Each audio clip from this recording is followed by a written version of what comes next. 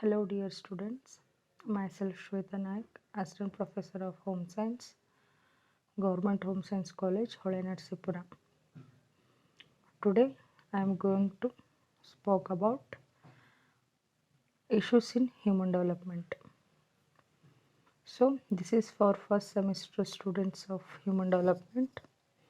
The course title is Lifespan Development.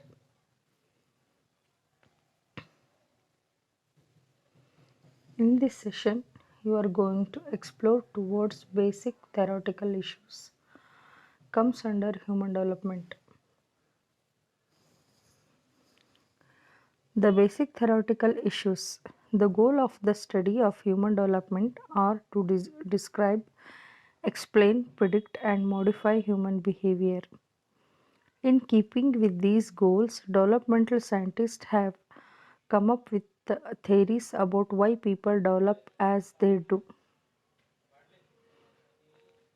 ಅಂದರೆ the main goal ಏನು ಅಂದರೆ by looking at the human behaviors and the studies age as they grow, how the internal external changes, emotional social changes occurs.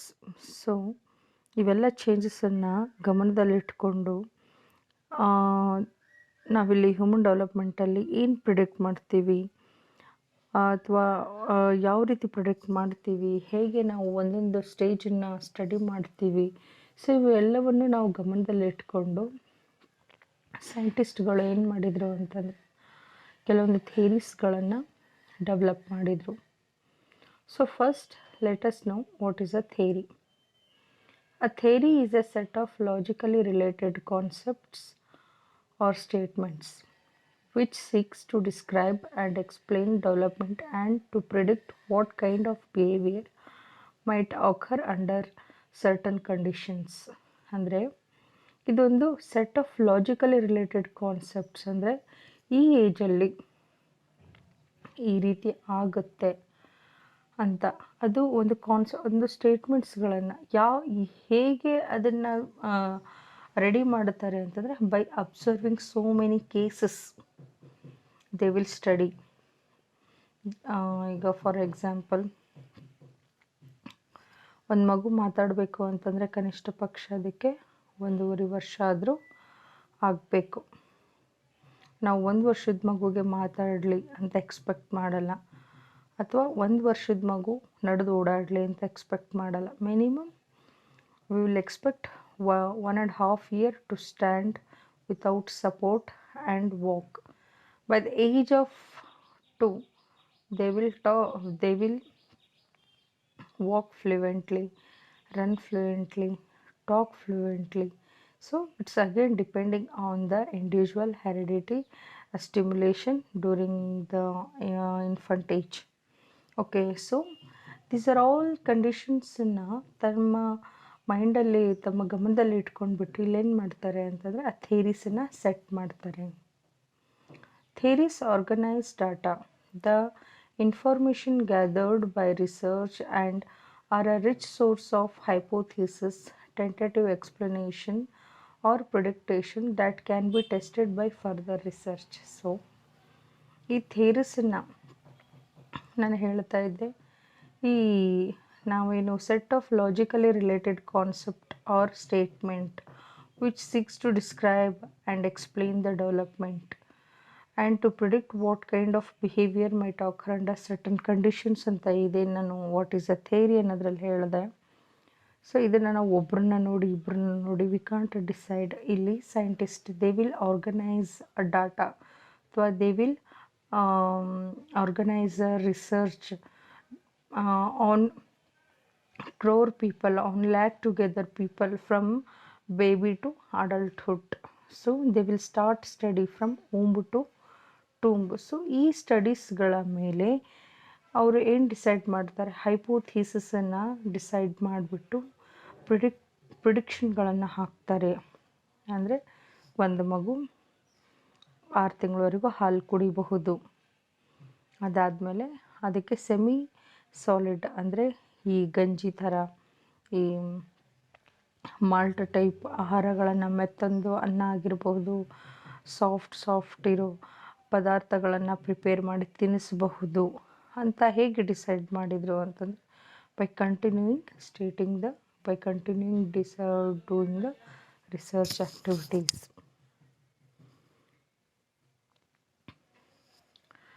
Theories are dynamic. They change to incorporate new findings. Sometimes research support a hypothesis and theory on which it was based.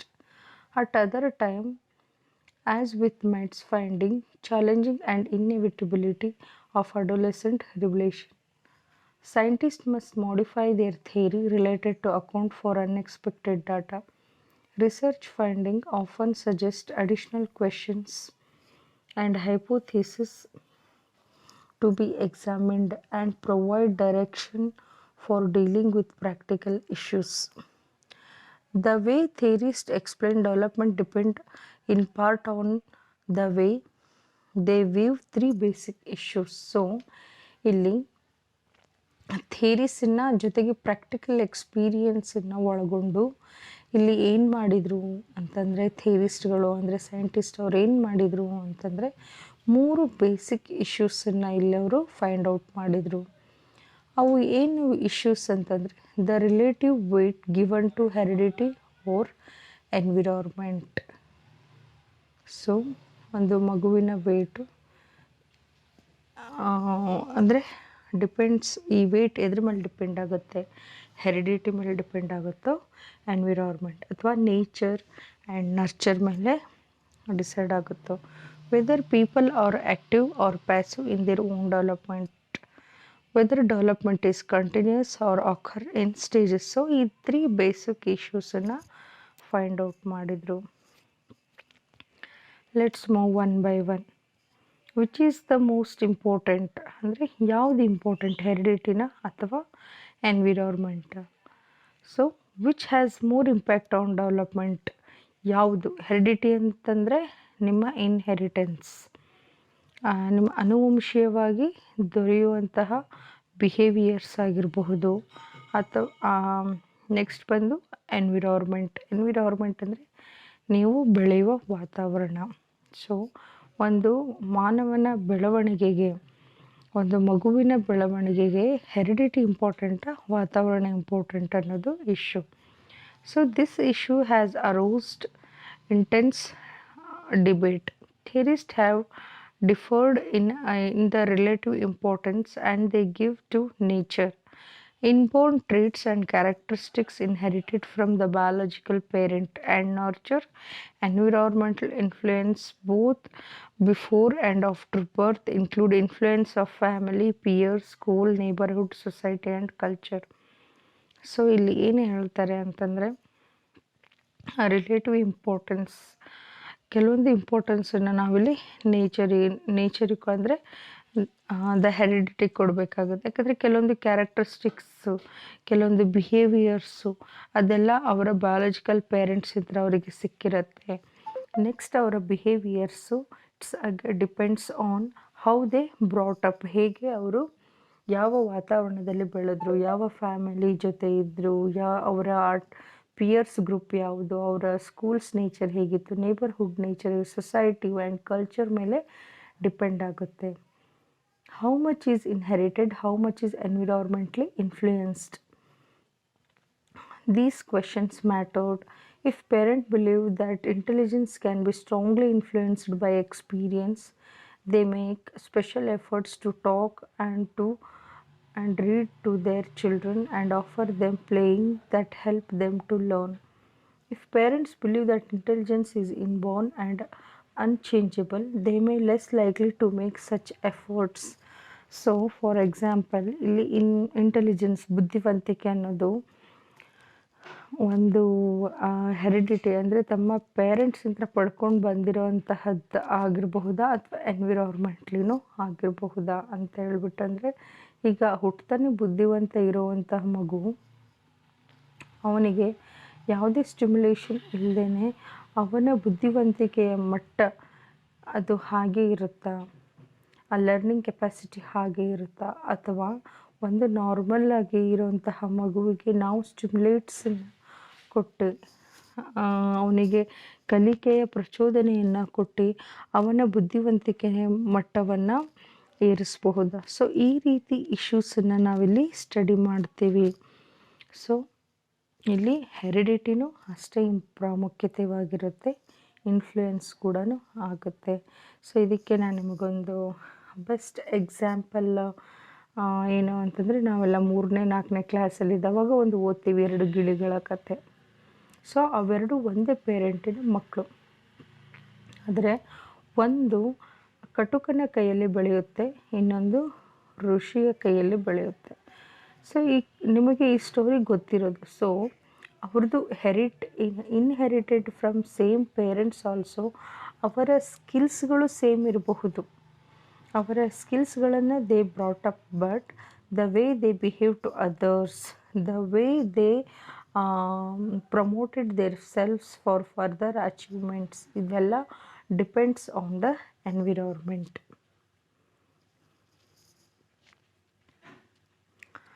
So today scientists have found why to measure more precisely the roles of heredity and environment in the development of specific traits within a population. When we look at a particular person, however, research with regard to almost all characteristics point to blend of inheritance and experience. Thus, even though intelligence has a strong heredity component, parental stimulation, education, peer influence, and other variables also affect it. Where there is a still considerable dispute about the relative importance of nature and nurture, many contemporary theorists and researchers are more interested in finding ways to explain how they work together. So ಇಲ್ಲಿ ಚರ್ಚೆಯ ಕಾರಣ ಯಾವುದು ಹೆಚ್ಚು important, ಹೆರಿಡಿಟಿನ ಅಥವಾ ಎನ್ವಿರಾನ್ಮೆಂಟನ್ನ. So the intelligence ಇಲ್ಲಿ ಏನು ಹೇಳ್ತಾರೆ ಅಂತಂದರೆ, ಪೇರೆಂಟಲ್ ಸ್ಟಿಮ್ಯುಲೇಷನ್, ಅವನಿಗೆ ಕೊಡುವಂತಹ ಎಜುಕೇಷನ್ನು, ಅವನು ಹುಟ್ಟುತ್ತಾ ಇಂಥ ಕೊಡುವಂತಹ ನಾವು ಸ್ಟಿಮ್ಯುಲೇಷನ್ ಅಂದರೆ ಏನಿಲ್ಲ, ಪ್ರಚೋದನೆ. ಸೊ ಆಮೇಲೆ ಅವನು ಬೆಳೆಯುವಂತಹ ವಾತಾವರಣ, ಅವನಿಗೆ ಪ್ರೊವೈಡ್ ಮಾಡೋವಂತಹ ಫೆಸಿಲಿಟೀಸ್, ಇವೆಲ್ಲವೂ ಅವನ ಇಂಟೆಲಿಜೆನ್ಸಿಗೆ ಕನ್ಸಿಡ್ರೇಬಲ್ ಆಗುತ್ತೆ. ಸೊ ಒಂದು ಹುಡುಗ ವಿತೌಟ್ ಎನಿ ಫೆಸಿಲಿಟಿ ಅವನ ಬುದ್ಧಿಮಟ್ಟ ಕಡಿಮೆ ಆಗಲ್ಲ. ಈಗ ನೀವು ನೋಡಿರಬಹುದು, ಒಂದು ರಿಚ್ ಮನೆಯಲ್ಲಿ ಬೆಳೆಯುವಂತಹ ಹುಡುಗಂದು ಮಾರ್ಕ್ಸು, ಒಂದು ಬಡ ಕುಟುಂಬದಲ್ಲಿ ಬೆಳೆಯುವಂತಹ ವಿದ್ಯಾರ್ಥಿ ಮಾರ್ಕ್ಸ್ಗೆ ಕಂಪೇರ್ ಮಾಡಿದ್ರೆ ನವ್ ಡೇಸ್ ಅಚೀವ್ ಮಾಡ್ತಾ ಇರೋದು ಯಾರು, ಲೆಸ್ ಫೆಸಿಲಿಟಿ ಇರುವಂತಹವರು. ಬಿಕಾಸ್ ಇಲ್ಲಿ ಇಂಟೆಲಿಜೆನ್ಸ್ ಇನ್ಫ್ಲೂಯೆನ್ಸ್ ಆಗುತ್ತೆ. ಇಲ್ಲಿ ಬಂದು ಏನಾಗುತ್ತೆ, ಇಂಟೆಲಿಜೆನ್ಸ್ ಜೊತೆಗೆ ಫೆಸಿಲಿಟೇಷನ್, ಓವರ್ ಪ್ರೊಟೆಕ್ಟಿವ್ನೆಸ್ ಇಲ್ಲಿ ಏನಾಗುತ್ತೆ ಅಂತಂದರೆ ಮಗುವಿಗೆ ಕಲಿಕೆಗೆ ಇಲ್ಲಿ ಹೆಜಾರ್ಡ್ಸ್ ಅಥವಾ ತೊಂದರೆಗಳಾಗಿ ಕನ್ವರ್ಟ್ ಆಗುತ್ತೆ. ಸೊ ಸ್ಟಿಲ್ ಈ ಇಶ್ಯೂ ಮೇಲೆ ಸ್ಟಿಲ್ ದ ವರ್ಕ್ ಹೋಗ್ತಾ ಇದೆ. ಇಲ್ಲಿ ಏನು ಹೇಳಲಿಕ್ಕೆ ಇಷ್ಟಪಡ್ತೀನಿ ಅಂತಂದರೆ, the heredity and the environment both are very important for an development. Second issue is development active or passive. So ಇಲ್ಲಿ ಈ ಡೆವಲಪ್ಮೆಂಟ್, ಈ ಬೆಳವಣಿಗೆ ಅಥವಾ ಅಭಿವೃದ್ಧಿ ಅನ್ನೋದು ಆ್ಯಕ್ಟಿವ್ ಆಗಿ ನಡೀತಾ ಇದೆಯಾ ಅಥವಾ ಪ್ಯಾಸಿವ್ ಅಂದರೆ ಸ್ಲೋ ಆಗಿ ನಡೀತಾ ಇದೆಯಾ. So are people active or passive in their own development? This controversy goes back to the 18th century when English philosopher John Locke held that a young child is a tabula rasa, a blank slate on which society writes. In contrast, the French philosopher Jean-Jacques Rousseau believed that the children are born a noble save age, who would be developed according to their own positive natural tendencies unless corrupted by a repressive society. We now know that both views are too simplistic. Children have their own internal drives and needs, as well as hereditary endowment that influences development, but children also are social animals who do not achieve optimal development in isolation. So ಇಲ್ಲಿ ಒಬ್ಬ John ಅನ್ನೋ scientist ಏನು ಹೇಳ್ತಾರೆ ಅಂದರೆ, ಒಂದು ಸಣ್ಣ ಏಜಿನ ಮಗು, Young child it's like a blank slate, ಅಂದರೆ ಒಂದು ಖಾಲಿ ಇರುವಂತಹ ಒಂದು ಪಾಟಿ ಅಥವಾ ಒಂದು ಪೇಪರ್ ಇದ್ದ ಥರ. ಸೊ ಇಲ್ಲಿ ಅವನು ಯಾವ ರೀತಿ ಬೆಳಿತಾನೆ ಅಂತಂದರೆ, ಯಾವ ರೀತಿ ಸೊಸೈಟಿ ಅಥವಾ ಅವನ ಪೇರೆಂಟ್ಸು ಆ ಬ್ಲ್ಯಾಂಕ್ ಪೇಪರ್ ಮೇಲೆ ಬರೀತಾರೋ ಅದೇ ರೀತಿ ಅವನ ಬೆಳವಣಿಗೆ ಆಗುತ್ತೆ. ಅವರು ಒಳ್ಳೆಯದನ್ನು ಬರೆದ್ರೆ they will go in a good manner, ಕೆಟ್ಟದನ್ನು ಬರೆದ್ರೆ they will go in a bad manners. Then ಇನ್ನೊಬ್ಬರು ಏನು ಹೇಳ್ತಾರೆ ಜಾನ್ ಜಾಕ್ಸ್ ಅವರು ಅಂತಂದರೆ, ನೋಬೆಲ್ ಸೇವ್ ಏಜಸ್ ಅಂತಂದರೆ ಇಲ್ಲಿ ಅವರಲ್ಲಿಯೇ ಇರುವಂತಹ ನ್ಯಾಚುರಲ್ ಟೆಂಡೆನ್ಸೀಸು ಅವು ಏನು ಮಾಡ್ತವೆ ಅಂದರೆ ಸೊಸೈಟಿಗೆ ಇನ್ಫ್ಲೂಯೆನ್ಸ್ ಆಗಲ್ಲ. ಅವ್ರೇನು ಮಾಡ್ತಾರೆ ಅಂತಂದರೆ ತಮ್ಮಲ್ಲಿರೋ ಟೆಂಡೆನ್ಸಿನ ಹೊರಗೆ ಹಾಕ್ತಾರೆ, ಅಂದರೆ ತಮ್ಮಲ್ಲಿ ಏನು ಗುಣಗಳು ಇರ್ತವೋ ಅದನ್ನು ಹೊರಗೆ ಹಾಕ್ತಾರೆ ವಿನಃ ಸೊಸೈಟಿಯ ಆ್ಯಕ್ಟಿವಿಟಿಗೆ ಅದು ಚೇಂಜಸ್ ಆಗಲ್ಲ ಅಂತ. But both are very beautiful simplistic views. ಇಲ್ಲಿ ಚಿಲ್ಡ್ರನ್ಸಿಗೆ ಏನು ಅಂತಂದರೆ ಅವ್ರದ್ದೇ ಆದ ಒಂದು ನೀಡ್ಸ್, ಅವಶ್ಯಕತೆ, ಅವ್ರದ್ದೇ ಆದ ಒಂದು ಡ್ರೈವ್ಸ್ ಅಂತಂದರೆ ಆಸೆಗಳು ಅಂತ ಇರುತ್ತೆ. ಸೊ ಆಸೆಗಳು ಇನ್ ದ ಸೆನ್ಸ್ ಅಂದರೆ ಈಗ ಒಂದು ಏಜಿಗೆ ಕರೆಕ್ಟಾಗಿ ಹೀಗೆ ಇರಬೇಕು ಅನ್ನೋ ಒಂದು ಡ್ರೈವ್ಸ್, ಓಕೆನಾ. ಒಂದು ಮಗು 2-3 ವರ್ಷದವರೆಗೂ ಬರೀ ಹಾಲು ಕುಡಿ ಅಂದರೆ ಹಾಲು ಕುಡಿಯಲ್ಲ.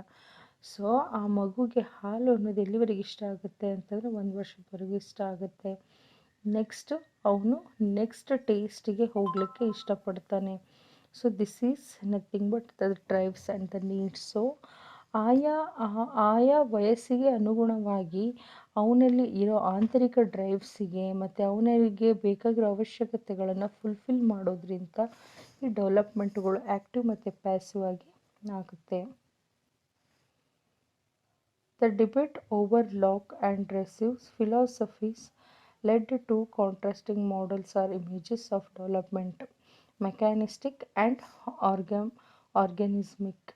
ಸೊ ಇಲ್ಲಿ ಲಾಕ್ ಅನ್ನೋರು ಫಿಲಾಸಫರ್ಸ್ ಏನು ಹೇಳಿದ್ದಾರೆ ಅಂತಂದರೆ, ಈ ಡೆವಲಪ್ಮೆಂಟ್ 2 ಕಾಂಟ್ರಾಸ್ಟಿಂಗ್ ಮಾಡೆಲ್ಸ್ ಮೇಲೆ ಹೋಗುತ್ತೆ, ಮೆಕ್ಯಾನಿಸ್ಟಿಕ್. ಸೊ ಈ ಮೆಕ್ಯಾನಿಸ್ಟಿಕ್ ಮಾಡೆಲ್ ಅಂತಂದರೆ ಏನು ಅಂದರೆ, people are like a machine that react to environmental input, ಅಂದರೆ ಮನುಷ್ಯರು ಒಂದು ಮಷೀನ್ ಥರ, ಅದನ್ನು ಆನ್ ಮಾಡಿದರೆ ಆನ್ ಆಗುತ್ತೆ, ಆಫ್ ಮಾಡಿದರೆ ಆಫ್ ಆಗುತ್ತೆ, ನಾವೇನು ಕೆಲಸ ಕೊಡ್ತೀವಿ ಅದನ್ನು ಮಾಡುತ್ತೆ. ಇಲ್ಲಿ ಇನ್ಪುಟ್ ಯಾರು ಅಂತಂದರೆ environment. Then a machine put together and about the internal and external forces acting on it, we can predict what the persons will do. Mechanistic research seeks to identify and isolate the factors that make people behave, react as they do. So ಇಲ್ಲಿ ಏನು ಹೇಳ್ತಾರೆ ಅಂತಂದರೆ, ಈ ಮೆಕ್ಯಾನಿಸ್ಟಿಕ್ ಮಾಡಲಲ್ಲಿ ನಾವು ಹೇಗೆ ಇನ್ಪುಟನ್ನು ಕೊಡ್ತೀವೋ ಹಾಗೆ ಅವನು act ಮಾಡ್ತಾನೆ. ಸೊ ಇಲ್ಲಿ ಇನ್ನೊಬ್ಬ ರಸ್ಯೂ ಅನ್ನೋರು ಏನು ಎಕ್ಸ್ಪ್ರೆಸ್ ಮಾಡ್ತಾರೆ ಅಂದರೆ, in the organic model of ಡೆವಲಪ್ಮೆಂಟಲ್ಲಿ, this model sees people as a active growing organism that set their own development in motion. They initiate events, they do not just react. The impetus for change is internal. Environmental influence do not cause development, though they can spread or slow it. Human behavior is an organic whole. It can be predicted by breaking it down into simple responses to environmental stimulation, as the mechanistic model suggests. So ಈ ಆರ್ಗನಿಸಮಿಕ್ model ಏನು ಹೇಳುತ್ತೆ ಅಂದರೆ, people active ಆಗಿ ಬೆಳೀತಾ ಹೋಗ್ತಾರೆ, depending on there own development and the motions. So ಅವರ capacity ಅನುಗುಣವಾಗಿ ಅವರು ಬೆಳೀತಾರೆ. ಸೊ ಅವರ ಕೆಪಾಸಿಟಿಗೆ ಅನುಗುಣವಾಗಿ ಅವರಲ್ಲಿ ದೈಹಿಕ ಮಾನಸಿಕ ಬೆಳವಣಿಗೆ ಆಗುತ್ತೆ. ಸೊ ಅನ್ಲೆಸ್ ಮೆಕ್ಯಾನಿಸ್ಟಿಕ್ ಅಂತಂದರೆ ನಾವು ಅವ್ರನ್ನ ಹೇಗೆ ಬೆಳೆಸ್ತೀವಿ ಹಾಗೆ ಬೆಳೀತಾರೆ ಅಂತ. ಆದರೆ ಇಲ್ಲಿ ದ ಆರ್ಗಾನಿಕ್ ಥೇರೀಸ್ ಸ್ಟಡೀಸ್ ಏನು ಹೇಳುತ್ತೆ ಅಂತಂದರೆ, why some students drink studious too much, would they likely to look at what kinds of situation they choose to participate in and with whom. Do they choose friends who like to party or who or more? So ಈ ಎಲ್ಲಿ ಅಂದರೆ ಇಲ್ಲಿ ಆರ್ಗಾನಮಿಕಲ್ಲಿ ಏನು ಅಂತಂದರೆ ಅವರಲ್ಲಿರೋ ಪೊಟೆನ್ಷಿಯಾಲಿಟಿಗಳನ್ನು ಅವರು ಹೊರಗೆ ಹಾಕ್ತಾರೆ ಅನ್ನೋದನ್ನ ಇಲ್ಲಿ ವ್ಯಕ್ತಪಡಿಸ್ತಾರೆ. Next issue is development is continuous or does it occur in stages? So the mechanistic and organismic model also differ on the third issue is development continuous or does it occur in stages? So mechanistic theories see development as a continuous, like walking, crawling up and ramp and walk. These theories describe development as always governed by the some processes allowing predictions of earlier behavior from later ones. So ಈ ಮೆಕ್ಯಾನಿಸ್ಟಿಕ್ theories ಏನು ಹೇಳ್ತಾರೆ ಅಂತಂದರೆ development ಅನ್ನೋದು continuous. ಮಗು first ಏನು ಮಾಡುತ್ತೆ, ತೆವಳುತ್ತೆ, ಆಮೇಲೆ ಕುಂದಿರುತ್ತೆ, ಆಮೇಲೆ ವಾಕ್ ಮಾಡುತ್ತೆ, ಆಮೇಲೆ ರನ್ ಮಾಡುತ್ತೆ. ಸೊ ಆ ರೀತಿ. And then they will focus on quantitative changes, for example changes in frequency with which a response is made rather than changes in kind of responses. So ಇಲ್ಲಿ ಕ್ವಾಂಟಿಟೇಟಿವ್ ಅಂತಂದರೆ ಆ ಚೇಂಜಸ್ಗಳು ಕಾಣಿಸುವಂತಹ ಚೇಂಜಸ್ಗಳಲ್ಲಿ ನಮಗೆ ತೋರಿಸ್ಕೊಳ್ಳುತ್ತೆ. So ಆರ್ಗನಿಸಮಿಕ್ ಥಿಯರಿಸ್ಟ್ ಏನು ಹೇಳ್ತಾರೆ ಅಂತಂದರೆ, ಏನು ಎಂಫಸೈಸ್ ಮಾಡ್ತಾರೆ ಅಂತಂದರೆ this is qualitative change. So these see development as occurring in series of distinct changes like stair steps.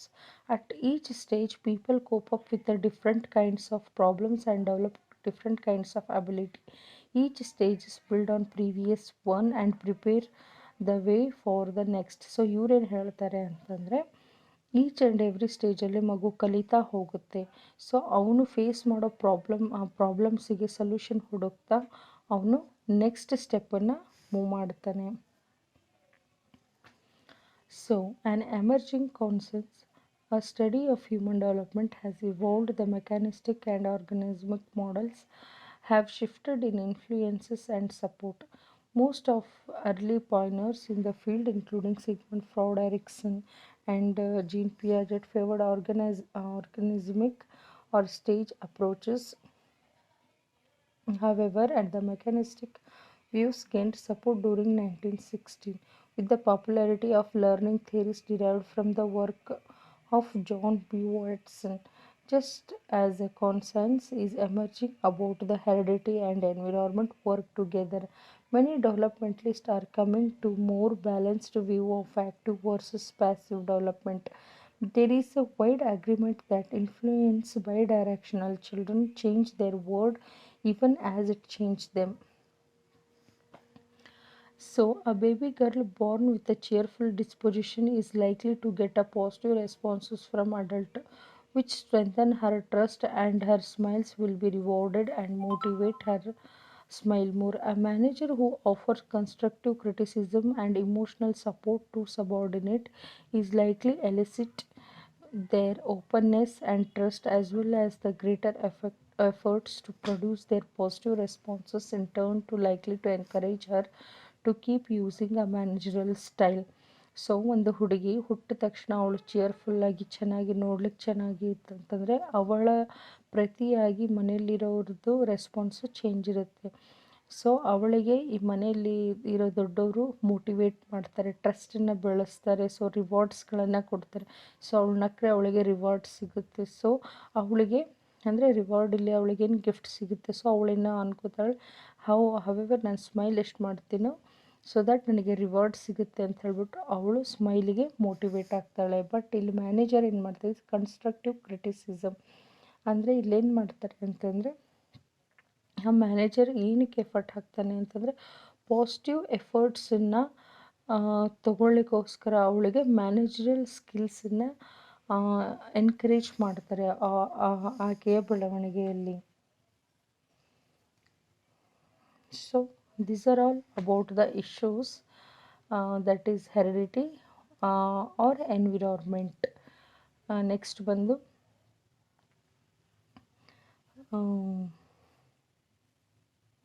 development is continuous or it's stage wise, or development is active or passive. So overall ಆಗಿ ನಾನು ಏನು ಹೇಳಲಿಕ್ಕೆ ಇಷ್ಟಪಡ್ತೀನಿ ಅಂದರೆ some ಸ್ಟೇಜಸಲ್ಲಿ development active ಆಗಿ run out ಆಗುತ್ತೆ, some ಸ್ಟೇಜಸಲ್ಲಿ ಪ್ಯಾಸಿವ್ ಆಗಿ.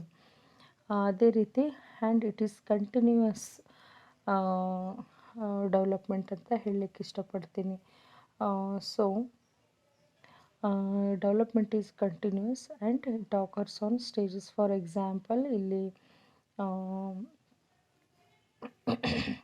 Development is active or passive ಅನ್ನೋ ಥೀಮಲ್ಲಿ ನಾನು ಇಲ್ಲೊಂದು ಎಕ್ಸಾಂಪಲ್ ಕೊಡಲಿಕ್ಕೆ ಇಷ್ಟಪಡ್ತೀನಿ. ಏನಂತಂದರೆ 0 to 1 ಇಯರ್ವರೆಗೂ ಮಗು ರ್ಯಾಪಿಡಾಗಿ ಆ್ಯಕ್ಟಿವ್ಲಿ ಡೆವಲಪ್ಮೆಂಟ್ ಆಗುತ್ತೆ. ಸೊ ಹುಟ್ಟಿದಾಗ ಅವನು 3 kg ಅವನು ಇರ್ತಾನೆ, 1 ವರ್ಷಕ್ಕೆ ಅವನು 10 ರಿಂದ 12 kg ತಗೋತಾನೆ. ಸೊ ಇಲ್ಲಿ ಆ್ಯಕ್ಟಿವ್ ಡೆವಲಪ್ಮೆಂಟ್ ಆಗುತ್ತೆ. ಅದೇ next 1 after every year 2 kg ಅವನು ಪುಟ್ ಆನ್ ಆಗ್ತಾನೆ, that is passive development. And in case of development is continuous or it occur on changes, so development is continuous and also it is occur on, say for example puberty ಏನಾಗುತ್ತೆ, ಇದು ಮೊದಲೇ ಬರಲ್ಲ, it's on particular ಸ್ಟೇಜಿಗೆ puberty onset ಆಗುತ್ತೆ. So ಆಮೇಲೆ ಇಲ್ಲಿ rapid ಗ್ರೋತನ್ನು ನಾವಿಲ್ಲಿ ಕಾಣ್ತೀವಿ. So these are 3 issues which are going to discuss in this session. So thank you.